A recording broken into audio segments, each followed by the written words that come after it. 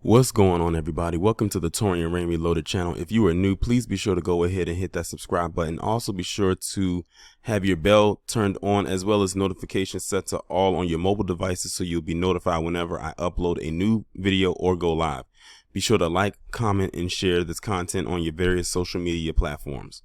So today I wanted to come on here and talk about this Ice Cube situation in which he pretty much got a hefty deal, or is going to be going into a hefty partnership, or supposed to be going into a big partnership with the NFL that I believe is like $100 million or somewhere in that ballpark range. It's a big deal where it's going to kind of be like an extension of his CBA, which is the contract for Black America, where it's going to help out a lot of black businesses as it's connected to the NFL, more specifically when it comes to a lot of the stadiums in which these games are played at.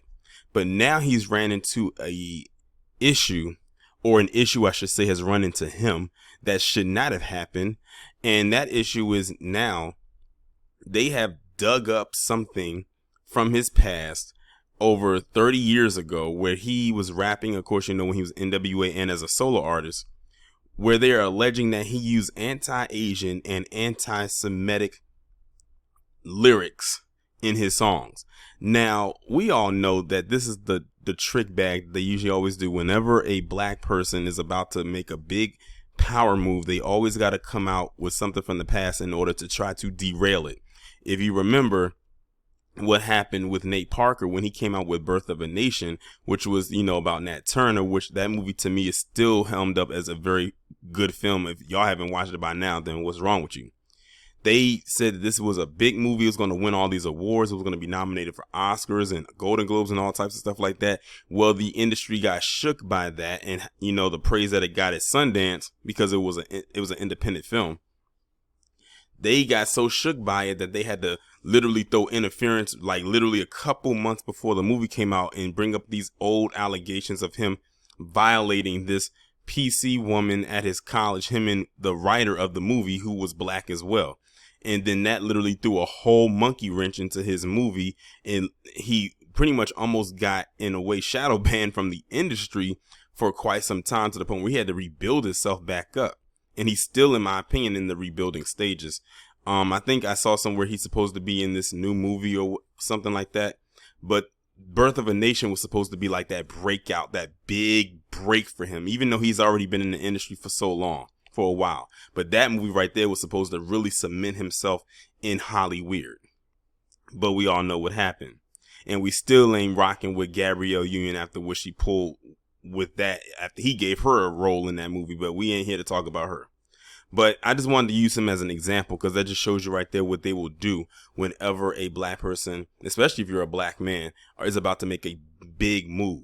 And that's what they're trying to do with him. My thing is this: where was the outrage back then when he came out with these songs? Why are they just not pulling this out of their ass right now? I mean, we know why, but it's a rhetorical question, but I just figured I'd ask anyway. It's rhetorical. It doesn't need a response because we know the answer. Now I'm going to go ahead and read this article that's coming from Next Shark.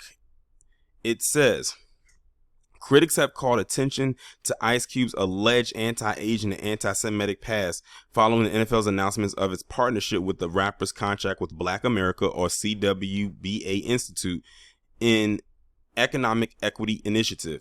The NFL, which has been aiming to boost its work with black-owned businesses, announced the partnership on June 30th. The collaboration is set to focus on identifying league-wide opportunities in the financial, tech, and production sectors, with a concentration on increasing spending to black business nationwide to help close America's racial and economic wealth gap.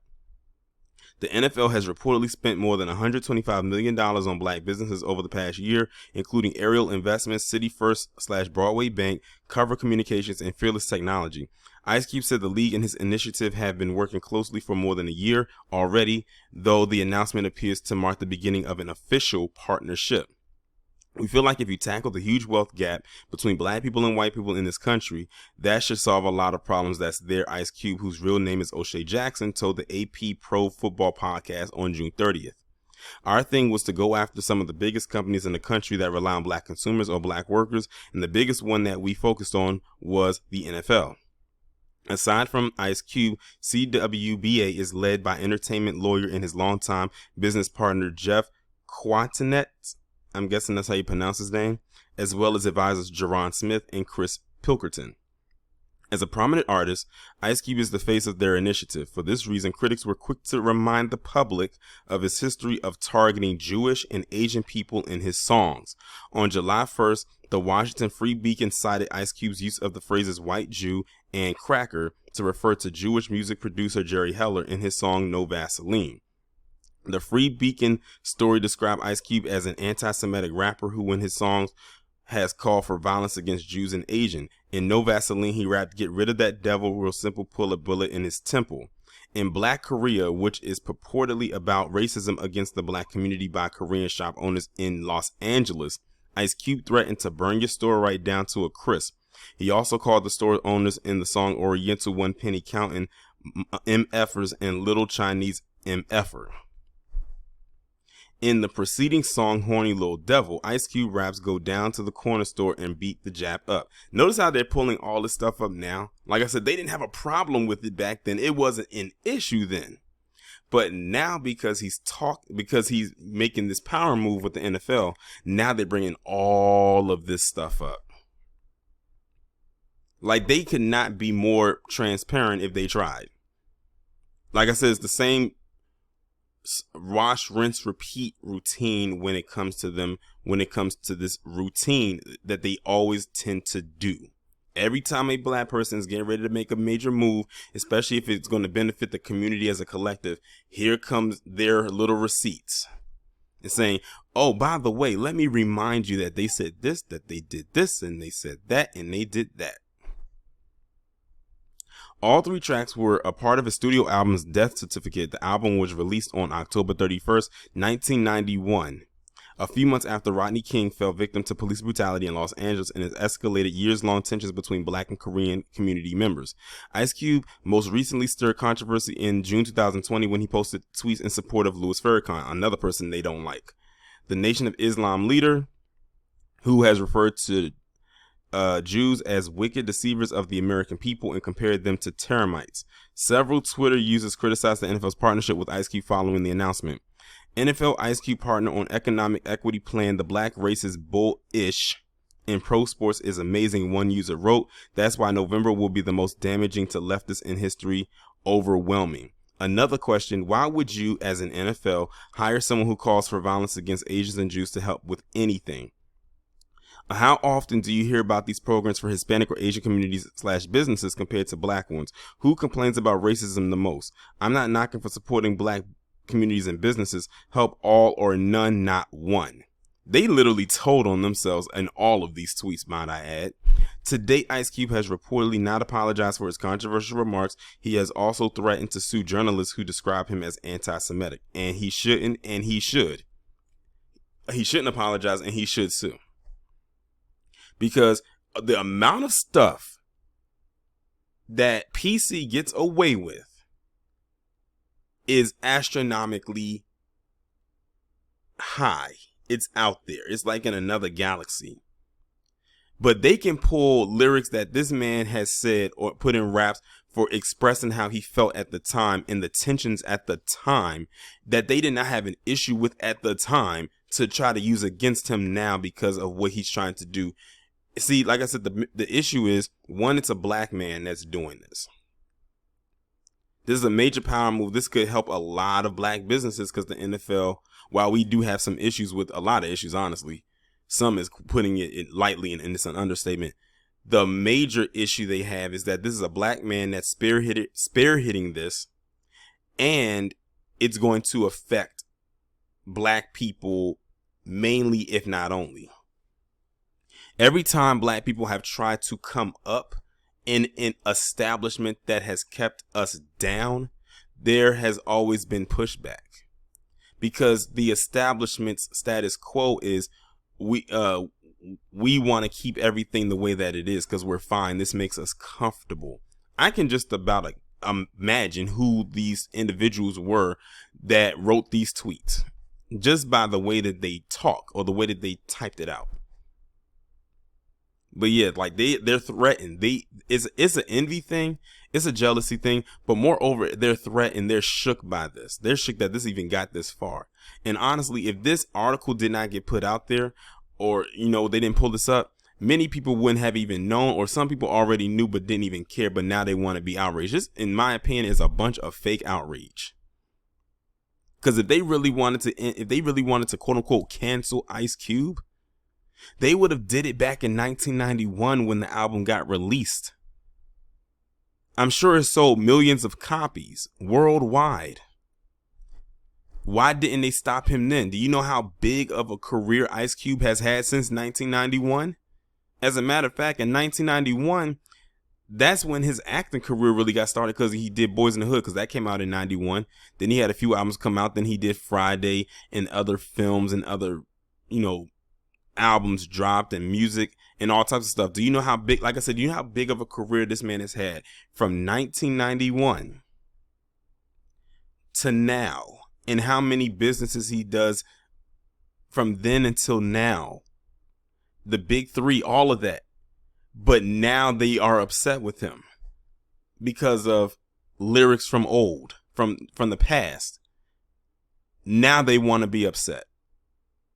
I cannot take their so-called outrage serious at all. Like I said, this guy was around a lot of people who are in the quote-unquote J community. He called them out. First of all, he was bold enough to do it.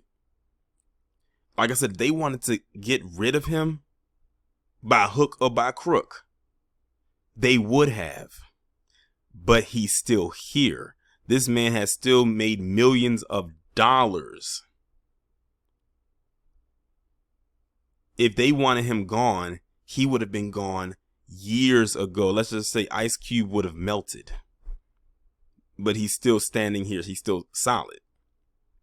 But the exact minute that he decides that he wants to do something for the collective of black people and help black people financially and get in an economic way, because these politicians want to act tone deaf when it comes to tangibles and reparations. You have this person right here, which is very hard to find a lot of on-code people who are black in entertainment, because a lot of them are off-code like shit. It's unbearable. But the minute that you have one that is, and they want to do something for the collective of black people, where they're thinking of more than just themselves, because Ice Cube doesn't have to do this. He already got his, but he wants to make sure that his people are good. Then that's when they want to dig up dirt and then try to use it against him. So now he's going to have another battle. But if you notice in the article, it said that he's already been working with the NFL for like well over a year. It's just that they didn't announce the official partnership until June 30th. So this little fake outrage that they have is probably going to fall on deaf ears, because the partnership was already there. It's just that it wasn't announced officially until the end of June. So it's like, no need to cry now. The work is, it's already cemented.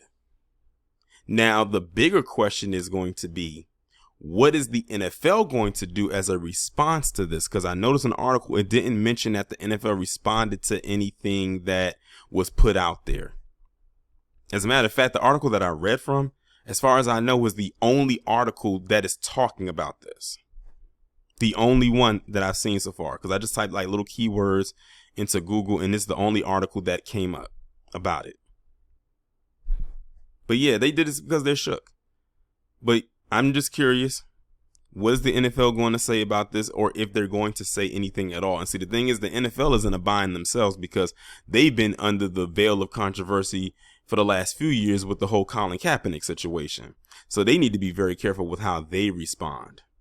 And they're not going to want to lose those black viewers. They know that this right here could definitely bolster the numbers back up with black viewers if this move, goes the way that it should. Because black people, for the most part, like Ice Cube. And if they see that they can get something out of the deal on a business side, or it can help, a lot of black owned businesses, then this is going to help them get the views back. And let's be real here, the NFL is all about the money.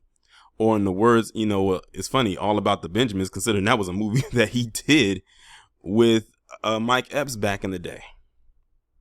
That's what the NFL is really all about. They about that mean green. Like most establishments are. So I'm just curious. What is the National Football League and that crook Roger Goodell going to do? I mean, if he can sit down and do that fantasy partnership with Jay-Z, and I call it a fantasy because that's really all it was, which really was not benefiting black people at all. They just used a black face and a mascot, which was Jay-Z. Then what they're doing with Ice Cube is much more tangible. This is actually a real deal right here. Notice they didn't get so mad with Jay-Z when he was doing what he was doing because it wasn't going to benefit black people as a collective or black business owners. But what Ice Cube is doing will benefit black business owners as a collective, and now they want to be upset. Because the thing is, with Jay-Z, they could have dug up some dirt about him. It's not like it's not public knowledge. They could have been like, why are they doing a deal with Jay-Z? He used to sell drugs. But then you got to also take this in consideration. Jay-Z used to sell drugs to his own people. So they're fine with that. If it was Jay-Z selling drugs to people that look like them, then they probably would have said something. See the dynamic there? They're not slick. They are not slick. They are far from it. But we shall see what happens, though. I'm curious. I'm a try my best to keep my eye on this one. We're gonna see what's gonna happen with the upcoming season. If the NFL is going to continue with this partnership, or if they're going to fold. And my thing is this: they may want to think about, reconsider if they trying to consider the latter part of what I just said. Like I said, they've been shrouded in controversy for the last few years. Do they really want to add more to it? Now, of course, you will have these people with the fake outrage that's going to probably say something or try to say that they're not going to watch the NFL anymore. But really, it's just fake outrage. And I don't even take their word as legitimacy at all. At all.